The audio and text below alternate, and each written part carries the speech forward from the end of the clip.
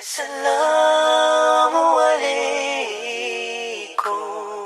إن الحمد لله نحمده ونصلي على رسوله الكريم أما بعد رب اشرح لي صدري ويسر لي أمري واحلل عقدة من لساني يفقه قولي والسلام عليكم ورحمة الله وبركاته. My brothers and sisters in Islam, can we talk? SubhanAllah, most of the times that we want to call people to Jannah, most of the times that we want to call people to Allah subhanahu wa ta'ala, they usually tell us, you're nobody to judge me.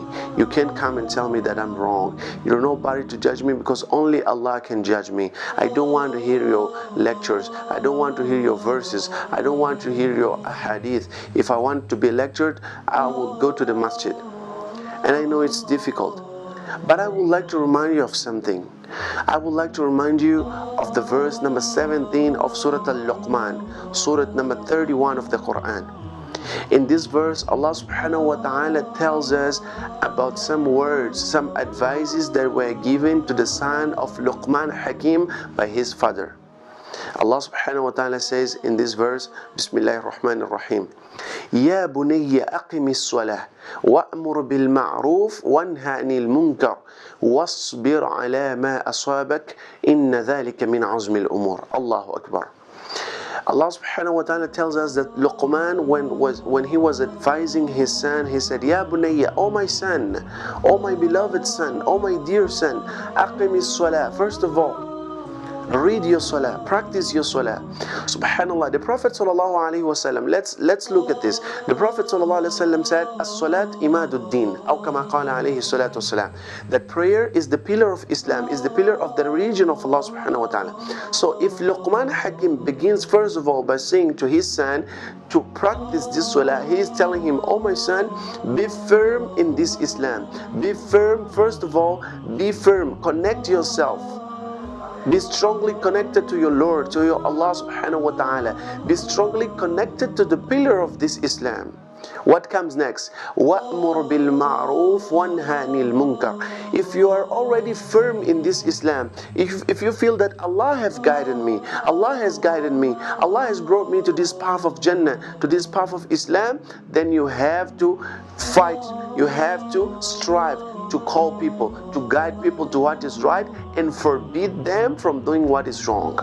Now I would like to remind you of the last part of this verse. Luqman Hakim said to his son, after all this what he said, he tells him, وَاصْبِرْ عَلَى مَا أَصَابَكَ إِنَّ ذَلِكَ مِنْ عَزْمِ الْأُمُورِ. Endure patiently whatever comes to you.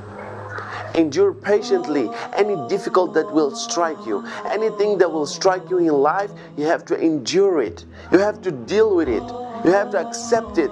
You have to keep firm with this patience, to endure it, to overcome it, to pass through it. But now we're going to ask, okay, so what's the relevance of saying this, of sharing this? When you go to the tafsir of this ayah, of this verse, Tafsir Ibn Kathir rahimahullah subhanallah, he says something really amazing, which is that the reason why Allah subhanahu wa ta'ala brings this to us is to remind us that whenever you want to call people to haqq, whenever you want to call people to the truth, whenever you want to call people to Jannah, whenever you want to call people to Allah, it is going to be difficult.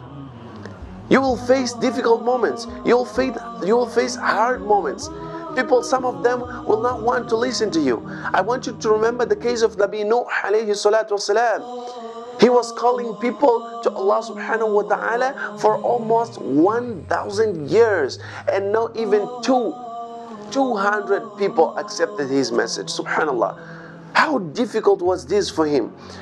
I'm talking about 950 years calling people to Allah, and not even 2,000 people accepted it. But yet he kept there. Why? Because he was doing this for the sake of Allah subhanahu wa ta'ala. So you, my brother, you, my sister, who have been working with this, who have been striving to do this da'wah, don't give up.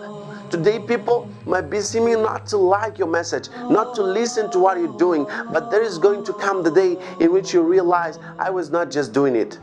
Allah was watching it, and there were people who were guided because of this message, because of this word. So keep focused.